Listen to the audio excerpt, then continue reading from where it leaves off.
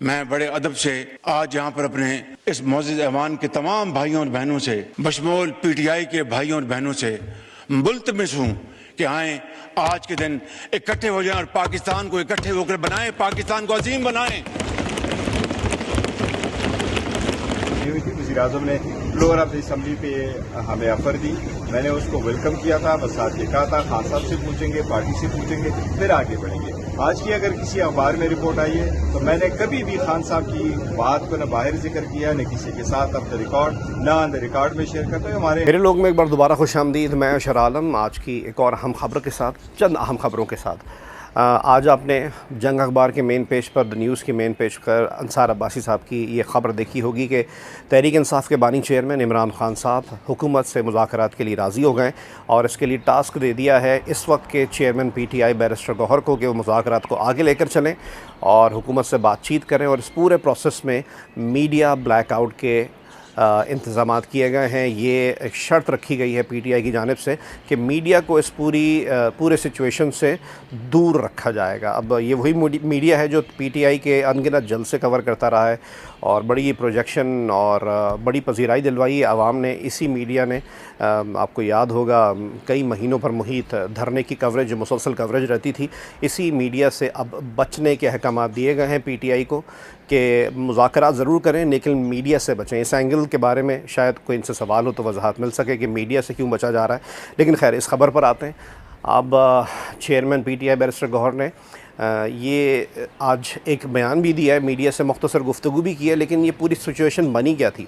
आज से 7 रोज़ कबल वज़ीर-ए-आज़म शहबाज शरीफ जब एक ख़िताब कर रहे थे कौमी असम्बली में खड़े होकर और बात चल रही थी पाक भारत कशीदगी की, पाक फ़ौज ने किस तरीके से दिलेराना मुकाबला किया और मुँह तोड़ जवाब दिया भारत को, तो उस वक्त इस अमर पर ज़ोर दिया वज़ीर-ए-आज़म शहबाज शरीफ ने, जब वो अपोजिशन में थे, अपोजिशन लीडर थे, उस बात का जिक्र वो जब भी करते थे कि मुल्क की बेहतरी के लिए, मुआशी तरक्की के लिए हमें मिल बैठ कर बात करनी चाहिए। सियासी जमातों को अपना किरदार अगर अदा करना है, भले आप अपोजिशन में हों, भले आप हुकूमत में हों, मुल्की मामलात पर, मुआशी मामलात पर मिलकर बैठना चाहिए ताकि मुल्क को आगे बढ़ा सकें। ये बयान आप वज़ीर-ए-आज़म शहबाज शरीफ का सुनिए। बशमूल पीटीआई के भाइयों और बहनों से मुल्तमिस हूँ कि आए आज के दिन इकट्ठे हो जाएं और पाकिस्तान को इकट्ठे होकर बनाएं, पाकिस्तान को अजीम बनाएं। ये वो बयान था जिसके बाद अब 7 रोज़ बाद आज बैरिस्टर गौहर का भी ना सिर्फ बयान आया कि जी उनको टास्क सौंपा गया है, ये इस चीज़ के उन्होंने सहाफ़ी का जवाब देते हुए कहा कि हाँ, उनको इमरान खान की तरफ से मुज़ाकरात का टास्क सौंपा गया है। और वज़ीर आला खैबर पख्तूनख्वा ने भी आज इस बात की तस्दीक की है कि मुज़ाकरात जारी हैं। ये किस तनाजुर में है? दोनों तरफ से जो क्या कहते हैं ना, हमेशा मुज़ाकरात जब चलते हैं, TORs क्या हैं, किन मामलात पर गुफ्तगू होगी, इसके बारे में फ़िलहाल कुछ कन्फ्यूजन है, ज़ाहिर बात है, क्लैरिटी नहीं। और अब तो कह दिया गया है कि मीडिया ब्लैकआउट रखा जाए। लेकिन ये मुज़ाकरात आगे बढ़ते हैं तो इनको सबूतास कौन से एलिमेंट्स कर सकते हैं? इस वक्त खान साहब तो ये समझ रहे हैं कि मीडिया इसको सबूतास कर सकता है, इस वजह से मीडिया से दूर रहने के अहकाम दिए गए हैं। लेकिन ऐसा लगता है कि इनके अपने ही लोग इसको सबूतास भी करना चाह रहे हैं। 2-3 एलिमेंट्स हैं जो मुझे लगते हैं। आपने देखा होगा कल कमल शोज़ब जो पीटीआई की वो रहनुमा हैं जिन्होंने मुश्किल वक्त में, बड़े मुश्किल दौर में पीटीआई का साथ दिया और मुश्किलात भुगती, सऊबतें बर्दाश्त की और उसके बावजूद पीटीआई और इमरान खान साहब का बयानिया आगे बढ़ाया। उनको कल पीटीआई के जो सोशल मीडिया ट्रोल्स थे, जो यूट्यूबर्स थे, वो गालियां तक दे रहे थे अपनी ही एक ख़ातून रहनुमा को, सिर्फ इस वजह से कि उन्होंने अलीमा खान साहब के कुछ चीज़ों को थोड़ा सा शेडी करार दिया कि भाई या तो आप खुलकर सियासत में आने का ऐलान करें या फिर जो बिला वजह आप जो कुछ चीज़ें कर रही हैं उससे पार्टी पॉलिसी से भी इन्हिराफ हो जाता है और इमरान खान साहब की रिहाई का जो प्रोसेस है, जो पीटीआई ये कहती है कि वो कर रही है अपनी तहरीक के ज़रिए, वो बुसबुतास हो जाता है। इसके रिएक्शन में पीटीआई वर्कर्स ने भी अलीमा खान साहिबा का साथ दिया और पीटीआई के कुछ रहनुमाओं ने, कुछ यूट्यूबर्स ने अलीमा खान साहब की साइड ली और अपनी एक फ़ाल रुकन जिन्होंने पार्टी के लिए बहुत सी कुर्बानियाँ दी हैं उनके ख़िलाफ़ कुछ प्रोग्राम्स भी किए, फिर ट्वीट्स की गई और बाकायदा एक प्रोसेस के ज़रिए एक तरीके से कमल शोज़ब साहिबा को पार्टी से ही निकाल दिया, जिस पर उनके कुछ बयानात मौजूद हैं। खैर वो इस डिस्कशन का हिस्सा नहीं हो सकते, लेकिन इन्हीं अलीमा खान साहिबा ने, ये जो पूरी बात चल रही थी जो कमल शोज़ब और अलीमा खान साहिबा की, सिर्फ़ एक जुमले पर कि कौन बैरिस्टर गौहर, अलीमा खान साहिबा ने चेयरमैन पीटीआई की एग्जिस्टेंस से ही इनकार कर दिया कि चेयरमैन पीटीआई बैरिस्टर गौहर कौन बैरिस्टर गौहर? ये वही बैरिस्टर गौहर हैं जो इस वक्त मुज़ाकरात की मेज़ पर हुकूमत के साथ बैठने जा रहे हैं इमरान खान के कहने पर। तो चेयरमैन पीटीआई बैरिस्टर गौहर भी इमरान खान साहब से मिलते रहते हैं और अलीमा खान साहिबा भी 1-2 दिन पहले भी मिली हैं और वैसे भी मिलती रहती हैं, तो उनसे भी पूछ सकती थी। लेकिन बाहर आके इस तरह का बयान देना और उसके नतीजे में इस तरीके से रिएक्शन करना, जो ट्रोल्स हैं, जो यूट्यूबर्स हैं, इसी की डेरिवेशन में एक और चीज़ भी है। एक तो अलीमा खान का ये बयान, क्या अलीमा खान साहिबा ख़ुद नहीं ये चाह रही हैं कि इमरान खान साहब फ़िलहाल बाहर वापस आएँ या कोई और मामला है? तो इसी मौके पर कुछ बरतानिया के सहाफ़ी हैं, वो ये रिपोर्ट कर रहे हैं कि पर बंदा या पर यूट्यूबर या पर सोशल मीडिया पे एक्टिव बंदा 5,000 पाउंड तक पे किया जा रहा है। कुछ खुफिया मकामात पर मीटिंग हो रही हैं बरतानिया के मुख्तलिफ़ मकामात पर। अब वो कौन लोग कर रहे हैं, ये इब्हाम है। कुछ यूट्यूबर्स, कुछ जो सहाफ़ी वो इल्ज़ाम ये लगा रहे हैं कि ये कुछ एजेंसीज़ हैं जो लोगों को हायर कर रही हैं, जो इन्फ्लुएंस रखते हैं और वो इस पूरे मामले को देखेंगे जो इस वक्त आगे बढ़ने जा रहा है। यानी कि पीटीआई के बानी चेयरमैन इमरान खान के कहने पर जो मुज़ाकरात आगे बढ़ने जा रहे हैं, उसको सबूताज़ करने के लिए वो लोग कैंपेन चलाएंगे। वो कैंपेन हम वैसे भी देख रहे हैं कि जो लोग पीटीआई के हक़ में ट्वीट्स करते थे या प्रोग्राम्स करते थे, यूट्यूब के पॉडकास्ट, इंटरव्यूज़ करते थे, वो इस वक्त इन मुज़ाकरात के हामी नज़र नहीं आते। क्यों? क्योंकि ऐसी सिचुएशन में कि जब इस पूरे मामले को कूल डाउन करने के लिए इमरान खान के कहने पर उनके बच्चों ने एक इंटरव्यू दिया है जिसमें उन्होंने ख़ुद कहा कि हम इमरान खान के कहने पर इंटरव्यू दे रहे हैं, तो उसमें पूरा जो कॉन्टेक्स्ट आप उस इंटरव्यू को देखें तो यही है कि इमरान खान साहब भी अब चाहते हैं कि उनको आज़ाद फ़िज़ा में सांस लेने का मौका मिले। और पूरा जो कॉन्टेक्स्ट था वो आपके सामने क्लियर है। लेकिन अब क्या कोई ऐसी कैंपेनिंग होने जा रही है सोशल मीडिया के ज़रिए जो बज़ाहिर पीटीआई के सपोर्ट में होगा, लेकिन इस पूरे प्रोसेस को नुकसान पहुंचाएगा? वो प्रोसेस जो मुल्क के लिए भी बेहतर हो सकता है और ख़ुद इमरान खान साहब की बेहतरी के लिए भी ये चीज़, इमरान खान साहब की रिहाई के लिए ये एक बेहतर पेशरफ्त हो सकती है। लेकिन ऐसा लग ये रहा है कि दूसरा एलिमेंट हो सकता है जिसकी वजह से नुकसान पहुँच सकता है मुज़ाकरात को। मीडिया का तो ब्लैक आउट कर देंगे, लेकिन अलीमा खान वाला फैक्टर, फिर जो कुछ लोग हैं जिनको 5-5 हज़ार पाउंड में बरतानिया में जो पाकिस्तानी ओरिजिन लोग हैं, जिनको कुछ सहाफ़ी रिपोर्ट कर रहे हैं कि इन लोगों को बाकायदा कैंपेनिंग के लिए हायर किया जा रहा है, तो वो भी इस पूरे मामले को सबूताज़ कर सकते हैं। एक और मामला अभी आपने देखा होगा, आज की 2 बड़ी अहम समातें हुई हैं। अदालत ने 9 मई के वाक़यात में 12 मुकदमात हैं, उसमें पॉलीग्राफ और जियोमेट्रिक टेस्ट इसकी इजाज़त दे दी है।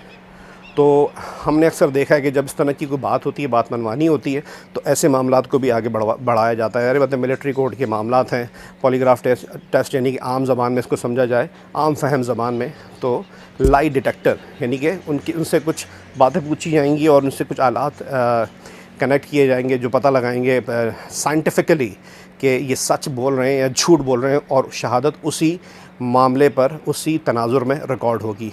एक और मामला कि एक और अहम समात कि बस जो सज़ा हुई है अलकादिर ट्रस्ट केस में, 190 मिलियन पाउंड केस भी कहते हैं जिसे, उसमें जो सज़ा हुई थी बुशरा बीबी को और इमरान खान साहब को, वो उसके ख़िलाफ़ उस सज़ा मअतली पर जो है एक समात हुई है और अब नोटिस जारी कर दिए गए मुतालिका अथॉरिटीज़ को आज की इस मुख्तसर समात के बाद। तो एक तरफ से ये भी लग रहा है कि समातें हो रही हैं, शायद सज़ा मुअत्तल हो जाए, दूसरी तरफ से स्क्रू टाइड भी किए जा रहे हैं कि जहां पॉलीग्राफ टेस्ट और जियोमेट्रिक टेस्ट। तो देखते हैं सिचुएशन आगे कहाँ जाती है। लेकिन इस पूरी सिचुएशन के बाद इमरान खान साहब, just in case, just imagine, वो निकल आते हैं बाहर, वो रिहा हो जाते हैं, तो इमरान खान साहब क्या पाकिस्तान में रहेंगे या अपने बच्चों के साथ, जो बच्चे इस वक्त फ्रंट लाइन पर इमरान खान साहब का मुकदमा लड़ रहे हैं, पार्टी तो पीछे रह गई है, पार्टी रहनुमा तो आपस में लड़ रहे हैं, जो इमरान खान साहब के बच्चे कासिम और सुलेमान, जो कल 2 दिन पहले इनका इंटरव्यू भी आया, वो अब कैंपेन कर रहे हैं इमरान खान साहब के लिए, वो क्या इमरान खान साहब को पाकिस्तान से बाहर आ जाने का मशवरा देंगे? या उन्होंने कुछ इससे मिलती जुलती बातें की हैं अपने इंटरव्यू में, क्योंकि अब जमायमा गोल्ड स्मिथ जो इमरान खान साहब की फ़र्स्ट वाइफ है, वो भी, और जमायमा गोल्ड स्मिथ के भाई जैक स्मिथ, जिनके जब इलेक्शन की कैंपेन हो रही थी तो लंदन जाके इमरान खान साहब ने सपोर्ट भी किया था उनको, तो वो भी कैंपेन कर रहे हैं। यानी कि एक तरह से गोल्ड स्मिथ जो ख़ानदान है वो क्या इमरान खान साहब को वापस मुल्क से बाहर ले जाएगा? ये मैं इस वजह से कह रहा हूँ कि वो खातून जिनका ताल्लुक़ टेक्निकली और मॉरली एक तरीके से ख़त्म हो चुका था, वो इमरान खान साहब के साथ उनके बच्चे बढ़ चढ़ कर अब हिस्सा ले रहे हैं।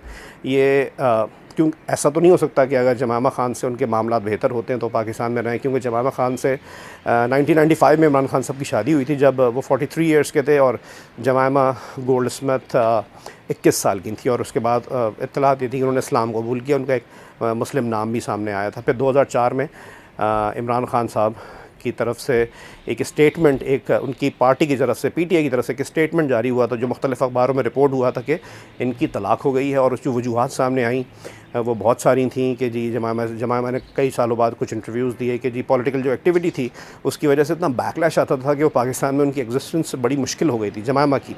और कभी उनको यहूदी कल्चर से जोड़ा जाता था, कभी यहूदी शनाख्त से जोड़कर इमरान खान साहब को पॉलिटिकली नुकसान पहुंचाने की कोशिश की जाती थी। फिर एक मामला हुआ था, कुछ अफ़गानिस्तान से रिलेटेड कुछ मामला था। हालांकि अफ़गान रेफ्यूजीज़ के लिए बड़ी फ़ंडिंग इकट्ठी की है जमामा ने पाकिस्तान में रहते हुए, बड़े इस तरह के काम किए, लेकिन इसके बावजूद कुछ मामला हुए जिसके बाद मैं उसका जिक्र नहीं करना चाहता था। ब्लास्फेमी की तरफ ले जाया गया था कुछ मामला को, जमामा के ख़िलाफ़ ये कैंपेन हुई थी और जमामा के पुतले जलाए गए थे। इतनी इंटेंस सिचुएशन हो गई थी, फिर उनको पाकिस्तान छोड़ना पड़ा था। और उसके बाद एक बरतानिया के एक इलाके में जहाँ वो ठहरी हुई थी वहाँ पर भी उन पर एक हमला हुआ था। तो ये पूरी सिचुएशन थी। तो डेफिनेट है कि इस सूरत में जमामा गोल्डस्मिथ पाकिस्तान में रहेंगी नहीं। जब वो नहीं रहेंगी तो पूरी इस कैंपेन के ज़रिए अगर इमरान खान साहब रिहाई पा लेते हैं तो लगता यही है कि इमरान खान साहब भी यहाँ पर नहीं रहेंगे। क्योंकि इसकी वजह एक और है, इनके बेटों से कुछ सवाल जब आपने सुना होगा इंटरव्यू तो पूछा गया कि जी इमरान खान साहब की जो तीसरी बेगम है बुशरा बीबी का जिक्र कर रहे थे कि वो जेल में हैं और उन पर भी उनको भी केसेस का सामना है। तो इस सवाल का जवाब नहीं दिया था ना कासिम ने ना सुलेमान ने। और पहले भी खबरें आती रही कि शायद इस तरीके से मामला नहीं रहे हैं बुशरा बीबी और इमरान खान के दरमियान जैसा कि एक मियाँ बीवी के दरमियान होते हैं, या इतना मजबूत ताल्लुक़ नहीं रहा है। लेकिन ये ज़ाहिर बात है, ये एक पर्सनल चीज़ है तो अखलाकी तौर पर इस पर कमेंट नहीं करना चाहिए। तो ये पूरी सिचुएशन है। अब देखना यही है कि फ्री इमरान खान कैंपेन जो लोग चला रहे हैं वो साथ साथ फ़ौज के ख़िलाफ़ नफ़रत भी उगल रहे हैं। यही वो लोग तो नहीं हैं जो पूरी इस कैंपेन या इस पूरी सिचुएशन को सबूताज़ करना चाहते हैं, ख़राब करना चाहते हैं। क्योंकि बहुत ज़्यादा नुकसान ऑलरेडी हो चुका है इन यूट्यूबर्स और बाकी एक्टर्स और बाकी जो एक्टिविस्ट बने हुए हैं इनकी वजह से इमरान खान साहब की पर्सनालिटी और उनकी पार्टी को। क्योंकि इन चीज़ों ने इमरान खान साहब को कुछ नहीं दिया, इनकी हुकूमत चली गई और उसके बाद अब ये जेल में हैं, बिल्कुल इर्रेलेवेंट हो चुके हैं। पाकिस्तानी हुकूमत भी मुल्क के लिए काम कर रही है, इसको आप अच्छा समझें बुरा समझें, मुआशी मैदान में बेहतरी आ रही है, चाहे शरह सूद में कमी हो, बाकी मामलात हों, चीज़ें बेहतरी की तरफ जा रही हैं। जो वो क्लेम कर रही है उसका चलें, अगर 1% में डिलीवर करती है तो इमरान खान साहब तो इर्रेलेवेंट हो गए। दूसरी तरफ पाक फ़ौज जिसके ख़िलाफ़ कैंपेन की जा रही थी PTI की जानिब से, उसने भी भारत को मुँह तोड़ जवाब दे के बाकायदा आज कल ये बयान दिया गया है कि हमने 1971 का बदला ले लिया है। तो फ़ौज और हुकूमत तो सुरखरू हो गई है। इस पूरी सिचुएशन में अगर दो रिज़ल्ट सामने आए हैं, वो एक रिज़ल्ट ये है कि इमरान खान साहब की नाकामी, वो उनको नाकाम किया गया और कुछ यूट्यूबर्स के माली फ़वाइद। तो अब ये सिचुएशन है। अमरीका की मीडिएशन में सारा काम हुआ है कि पाक भारत जंग बिल आखिर ख़त्म हो गई है, सीज़ फायर हो गया है। और आपसे कुछ देर पहले एक एयरबेस पर जो अमरीकी एयरबेस है दोहा में, दो बड़े एयरबेसेस में से एयरबेस एक है, वो उस पर ख़िताब कर रहे थे। तो ये भी ख़बर है कि ट्रम्प साहब ने कहा है कि जी मैंने पाकिस्तान और भारत के दरमियान सीज़ फायर करवाया और इनसे कहा कि भाई अगर सीज़ फायर नहीं करते हो तो मैं तुम लोगों से तिजारत बंद कर दूंगा। और अब वो इस फ़ैसले पर, यानी कि पाक भारत की उन्होंने बात की, पाकिस्तान और भारत अपने इस फ़ैसले पर, सीज़ फायर के फ़ैसले पर खुश हैं, इस मीडिएशन की वजह से भी खुश हैं। और मैं चाहूँगा कि पाकिस्तान और भारत आपस में तिजारत करें। साथ साथ उन्होंने एक चीज़ और बोली कि जो मालिक हैं एप्पल के, टिम कुक, उनको मुतनब्बे किया है कि जी आप तो 500 अरब डॉलर अमेरिका ला रहे थे और आप ये सारी इन्वेस्टमेंट और मैन्युफैक्चरिंग ले गए हैं एप्पल मैन्युफैक्चरिंग के नाम पर इंडिया में। तो मैं नहीं चाहता कि आप इंडिया में ये शरत लगाएं या इसकी मैन्युफैक्चरिंग करें या फिर इतनी इन्वेस्टमेंट करें। तो ये एक तरह से एक सुरीली धमकी उनको दी गई है। इसके साथ साथ 35 साल बाद पैरोल पर रिहाई का एक इम्कान पैदा हो गया है। मेनेंडेस ब्रदर जो कानून के तालिब इल्म हैं वो इस केस को जानते हैं। 1989 का एक मर्डर केस है अमेरिका का, जिसमें दो बेटों ने जो उस वक्त टीन एज में थे अपने अरबपति खरबपति माँ बाप को गोलियां मारकर कत्ल कर दिया था। शॉटगन से बहुत करीब से गोलियां मारी गई थी। बहुत ब्रूटल मर्डर उस दौर का करार दिया गया था। उसके नतीजे में 50 साल कैद हुई थी परोल के बगैर, यानी कि इनकी रिहाई मुमकिन नहीं थी। गुज़िश्ता रोज़ की अपडेट ये है कि परोल की एक चीज़ ऐड कर दी गई है, रीसेंटेंस किया गया है इस पूरे सिचुएशन को 35 साल बाद। यानी कि अब उम्मीद पैदा होगी कि परोल बोर्ड अब अमेरिका का बैठेगा, वो कंसिडर करेगा कि अब इनको रिहाई देनी है या नहीं। तो आज की इस वीडियो से फ़िलहाल इतना ही। देखते रहिए मेरे लोग।